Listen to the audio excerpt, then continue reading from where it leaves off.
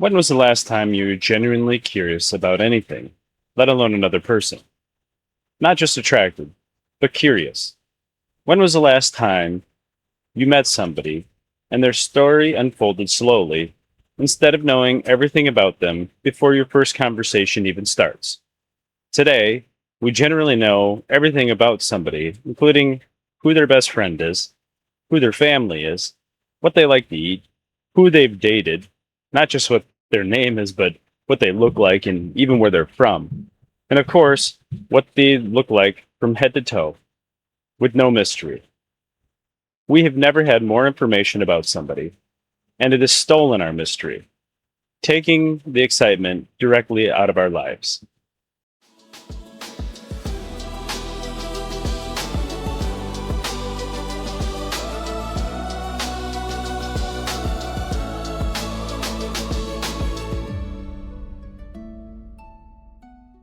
Well, as you can see today, I'm not in my usual studio. We are out on the lake, enjoying ourselves for the 4th of July weekend.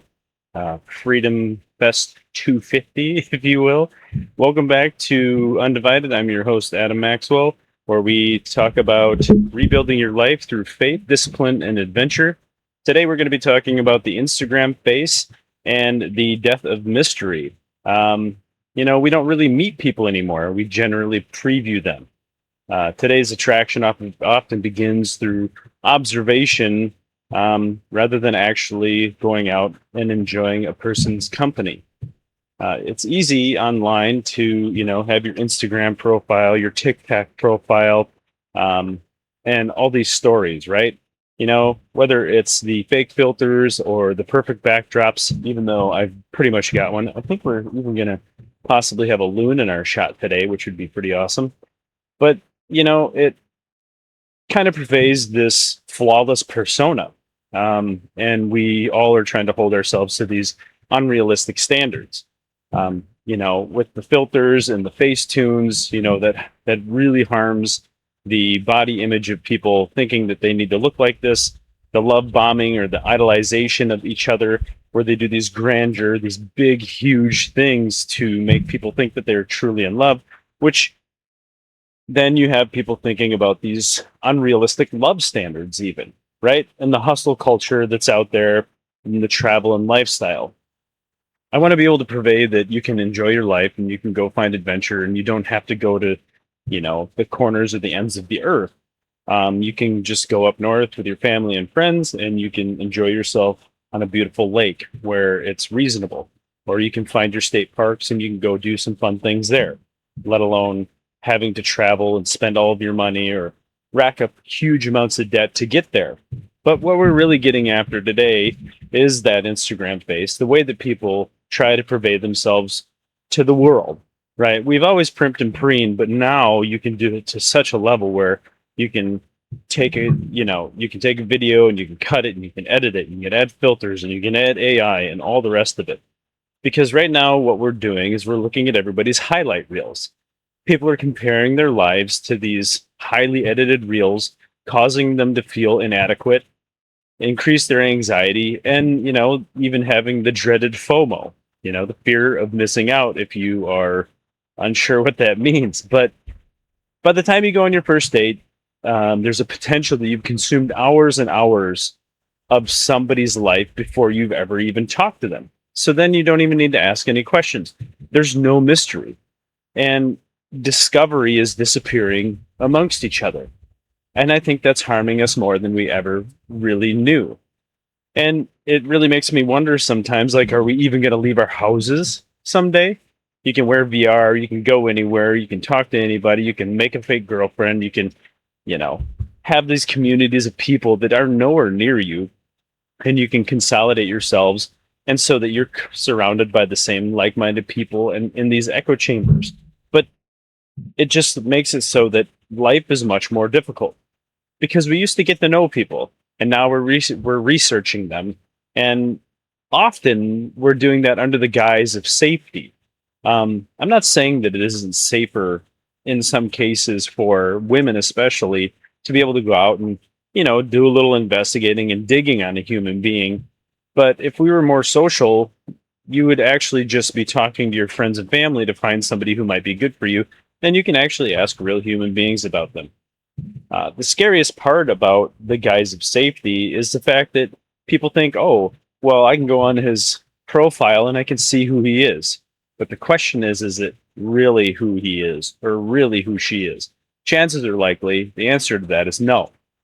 And that gets us into the Instagram face, which, I've seen things out there where they say the Instagram face is dead or the Instagram face is dying. Well, that doesn't mean that it didn't cause harm already, right? The cause and the effect. What occurred because of it? You have an entire generation trying to look perfect.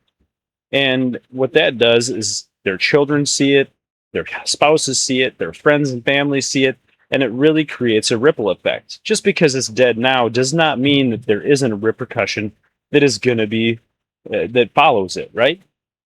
So it's not about the aesthetics of this trend. It's really broader than that, and it's beyond just having the perfect face.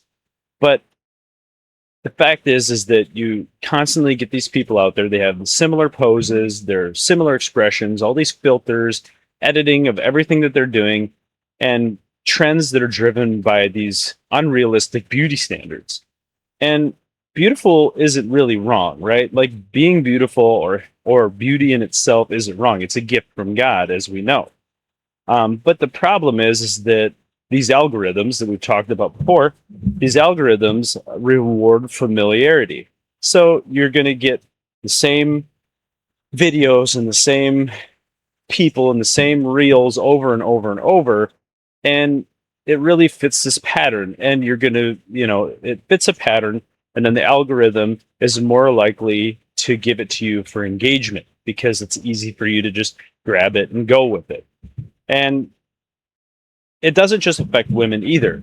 Nowadays, especially, this affects men as well. Whether it's the Chad profile or look maxing that's going on, where there's soft maxing, they call it, where it's just hairstyle, skincare, eyebrow shaping, like perfect beards and things. But that stuff costs a lot of money. And I can tell you what, especially when I was young, I had no money. So what are you going to do? Go broke just trying to look good? I could put filters on all my stuff that I do, but I decided that I'm just going to rip with it. But then there's also the hard maxing, mewing, which came from this Dr. Mew back in the 1970s, where he basically started doing these studies on trying to make yourself look better, doing procedures that really didn't turn out to work out good, like bone smashing, where these young people are hitting themselves in the face with hard objects to try to make it so that they cause these micro fractures in their jaw to like make their jaw look bigger. I don't recommend that. It'd probably be a terrible idea if you want to, have a broader jaw. I don't know, eat more food or something. But that ain't me, right? Excuse me. It's a beautiful morning. It's early out here on the lake, and I need a little more coffee. So you're going to have to deal with it today. But, they have jawline and chin fillers. There's Botox now, they're calling it, where guys are getting Botox to stiffen their forehead to make them look a little more BA. And then I just love some of the verbiage, right? Like tweakments, where they're tweaking their facial looks and they're using a lot of these techniques that women have been using to make themselves look better for a long period of time. And with that comes these unrealistic fitness standards. I mean, a person should be healthy. You should exercise regularly, get out there and do things, especially if your job is sedentary, and try to eat better. But they push these luxury brands. They push all these supplements. They're out there to try to make money. They're not out there to try to make your life better. They're trying to make their own lives better. So you got to be careful not to follow these fools down this rabbit hole. Otherwise, you're going to be stuck doing things and acting in such a manner that isn't even yourself. So when you act as though you're not yourself, that causes a lot of psychological problems. And so you're going to have a larger demographic of people that are a little crazy. And so you got to try to get off there and get away from that stuff. But the luxury branding that comes along with it, it's cars and it's houses and it's luxury brands that you want, and it's just more in your face than it ever was. They've always pushed that stuff in the past, right? There's always been magazines or hot girls try to sell beer or cigarettes, which they knocked that off a long time ago, beer still, but they just draw you in and try to get you to purchase things that you don't really want and or need. And then there's the alpha persona, right? The Chad or the Wojak. Looks maxing, money maxing, status maxing. It's all the maxing, right? Like take it to the end. And the problem that I see with it is that all these people are trying to become this alpha that they're speaking of. But if you're a self-proclaimed alpha, I'm going to tell you right now, you probably really aren't an alpha, whatever that means. You think you're a wolf? Yeah, I don't think so. But to be a true alpha, you have to optimize every vector of your life, shape sharp filters, jaw lines, and sitting in expensive sports cars with high value women on their arms. So really, if you fix your face, you'll fix your life and you'll get the money and women. It's really not how it works, but that's how they're selling it to you, so you keep watching. So they're trying, basically, is they're optimizing their lives for attention, and that's it. Because algorithms don't reward individuality, it rewards recognizability. Who's in charge of your life? Is it you, or is it everything out there? In a lot of cases, it's everything out there. It's hard to get away from it, though. But attraction is more than just visual, right? Like, let's be real with it. Sure, who doesn't like a hard body? Who doesn't like, supple women? And who doesn't enjoy all of that stuff? But there's somebody out there for everybody, no matter who it is. And we've talked about this before. Where did I learn what is attractive? Where did it come from? Is it me? Or is it the world around me pressuring me into liking or loving something that I don't even really know? Right? You got to think about it this way, right? Like some people like them thick, some like them skinny, some like them short, some like them tall, blonde, brunette, blue eyes, brown eyes, buck teeth, small teeth, dirty, clean. It doesn't matter. There's somebody out there for you, no matter how attractive you are or how much money you have. So you got to keep it real with yourself or you're going to be miserable for your entire life. So the list doesn't end in what the attractions are, right? You might think a thick girl's good looking and your buddy's like, ugh, I could never do that. But that's okay. That's the beauty of people. That's the beauty of being an individual and having free will, right? So you got to ask yourself, what makes somebody unforgettable? It usually isn't the perfect symmetry. And maybe it's the way they laugh. It might even be their confidence, their kindness, like their voice, their eye contact, the way that they make people feel. Like, have you ever sat back and just been in awe of somebody because of the way that they make people around them feel, let alone how they make you feel? Are they funny? They make you laugh? They make you feel good? Are they the calm in the storm, right? Are they that person that everything could be falling apart around them, but they keep it together and they help everybody around them become a better individual? Or is it their curiosity, their adventure? Or is it a list of all of it? It takes all of that, right? It takes all of these different ways a person can be, different attributes that they have that can really pique somebody's interest. But these things can't be captured in a perfectly curated reel, somebody's feed. It can't be captured in those moments. These are highlights that these guys are showing you, right?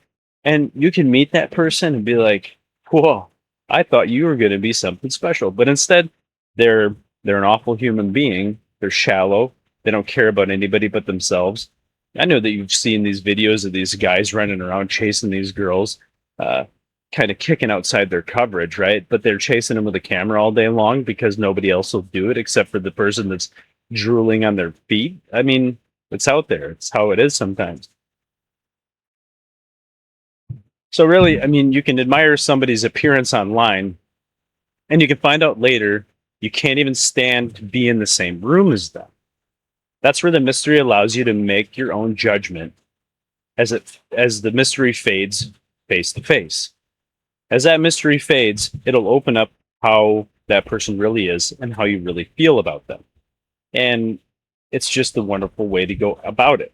Because think about it this way, the mystery in somebody's life is the very beginning of that intimacy, because you slowly unfold or you slowly reveal who these people are. And I know that mystery can seem risky, it like not knowing about a person before you meet him seems unsafe, or mystery is secrecy. But let us not forget, a carefully curated profile can hide more than it reveals. Real intimacy grows when you get to know somebody beyond their carefully curated image, and mystery is a gradual discovery of this person. So, what do humans like to do more than anything? We like to go out and we like to explore, we like to discover. I mean, why do you think we're trying to get to Mars?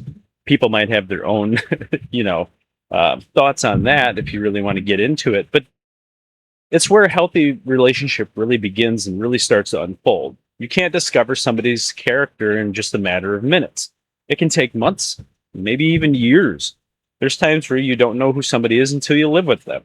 And this can happen where you can take this times, but it's not limited to like the what am I trying to say here? Essentially the mystery sometimes isn't learned in the best manner, right? It's not limited to like disappointment, right? Like you might unfold some mystery on somebody because of the disappointment that you have about what the conversation was, but that doesn't mean that it ends there, right? It can be about the joy that you find with these people, or even the conflict between you. You may have two opposing views, but it allows you to be able to really dig in and learn who somebody is, right? It's all about the human experience, and experiencing these things together, because you might be able to see somebody in their own element by themselves and everything goes really well for them at all times, it seems. But then you go and you do something with them. You go out in the world and you try, you go hiking, or you go biking, or you go try to do an escape room, and then you get to see them under pressure, and you get to discover whether that person is good under pressure, is going to be good in a relationship, is going to be able to work with you rather than against you. So sometimes it's that sadness, like watching them go through a hard time, watching them go through loss. Seeing that stuff happen can really deepen a relationship. And most of all is just having a little patience. Jesus, it is so hard for anybody these days to even take a minute or get frustrated. It's okay to be frustrated. It's okay for things not to go your way every single time you're doing something. It allows your brain to rewrite new pathways to be able to have more understanding of the world. Because there's no shortcuts in life, right? When you think you're skirting, around the time that it takes with immediate information, it almost always backfires. You know, Proving less anticipation, even fewer opportunity to discover who somebody really is. It doesn't let you find out who that person is. And when you don't know who they really are, who are you really in love with? Is this relationship going to last? Is it going to explode in my face? These are the questions you got to ask yourself, because real intimacy isn't built by knowing everything about someone, right? It's built by earning the right to know them. It's built by being that person that actually digs in and gets to know the inside and out of this individual. And it really goes into, it kind of flows into what Christianity would say about this, right? God really judges us by our heart, not by how we look. There's many stories, and I could go over them, but there's many stories about where people judge an individual based on their exterior looks, whether they are falling apart, whether they're a harlot, whether they're whatever, but they have a heart of gold. And that's where Christianity teaches every person that they bear the image of God no matter what. That means people are more than just faces and bodies, brands, or even profiles, and especially their content. Because again, even this, right? Like I would love to say that I freestyle every last thing off the top of my head, but I don't know if I'm that smart. So I have to have bullet points and, help throughout this whole thing myself. I can't just, go off the cuff. I mean, I can, but we'd end up talking about pontoons or something before we know it. And I have limited time with you guys to be able to get into your brains and rejigger some of this stuff, right? But we all struggle with lustful thoughts, especially, when it seems to be everywhere on social media. And the problem with that, is that everybody's living in this prideful existence. Not everybody. Many people are living in this prideful existence. Many people are having these lustful thoughts because there's no mystery. They're showing it all. They're showing everything that they have on the internet. Whether you're in just a bikini or you're trying to show up private parts. I mean, even on Facebook, there's people trying to get you to go to their OnlyFans. They're trying to get you to it's about money. And as soon as you think that it isn't about money in those situations, then you're sadly mistaken, my friend. Because Jesus says in Matthew 5:8, anyone who looks at a woman lustfully has already committed adultery within his heart. And it seems a bit harsh, but lust can and will invade the center of our very souls. Because you get into lust and you get into pride, and it's a slow slide to hell after that. It just keeps getting worse. In Job 31:12, it is a fire that burns to destruction.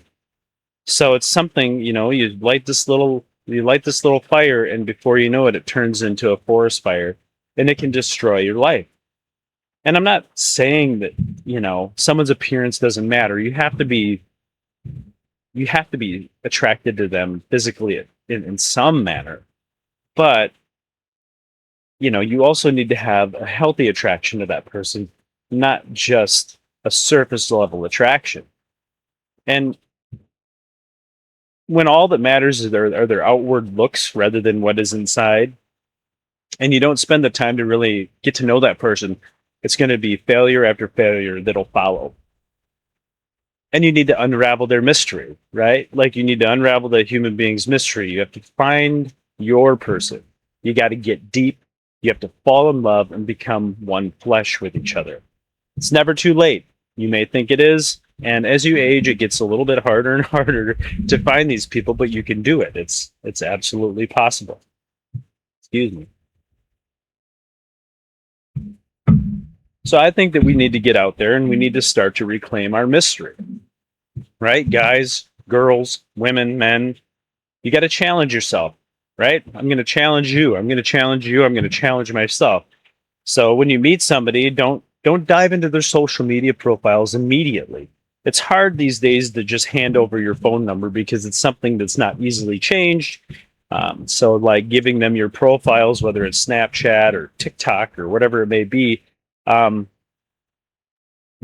that, but maybe give out your phone number to somebody if you're feeling it, right? Or give out your Snapchat and leave it at that. But learn to ask better questions about each other, right? It's not it might not be my job to teach you what questions to ask. Maybe go out there and you figure it out for yourself. You can go online and print off a sheet that is the top 100 questions to ask somebody to get to know them. It's out there. Go find it. Pick a handful that you really like and try not to curate it, but at least the things that you want to know about that person, right?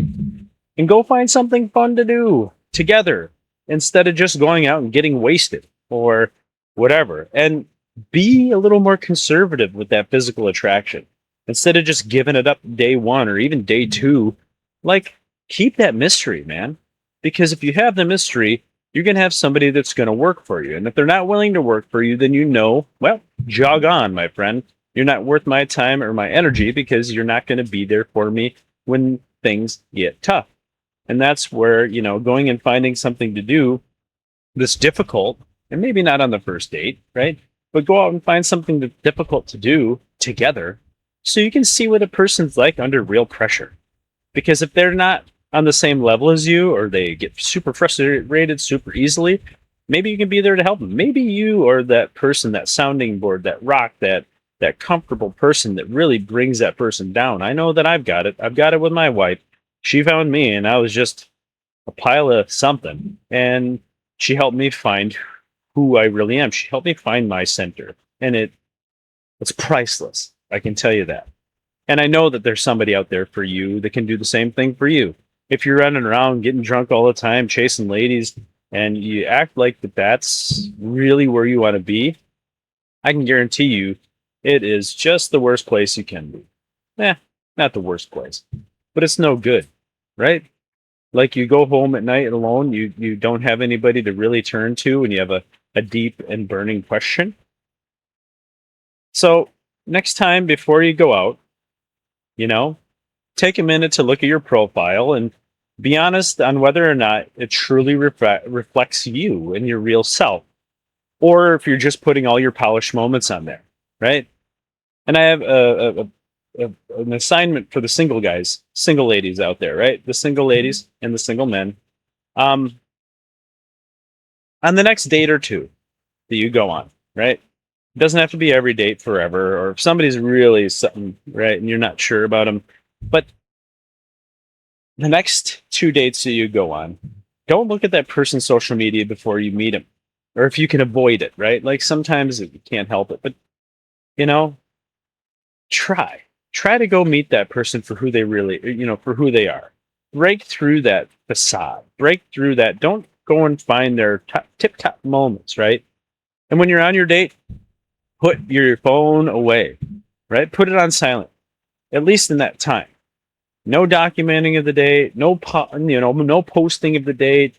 Just be present in the moment and see how that goes for you, right? Like, and ask yourself afterwards, like, did I enjoy myself more because nobody was watching, right? Like, I've had an idea of like having clubs that you go to, right, where you put your like phone in a Faraday case or something, and you check your phone at the door, and you go in and you go have fun, and nobody's recording anything, like back in the day when I was a kid, like when I was growing up. Like we went and did stuff and we were out of control, man, but nobody was recording. We could actually be ourselves. We didn't have to try to be a movie star or be polished all the time, because there's nothing worse than thinking everybody's watching you, because oftentimes they are.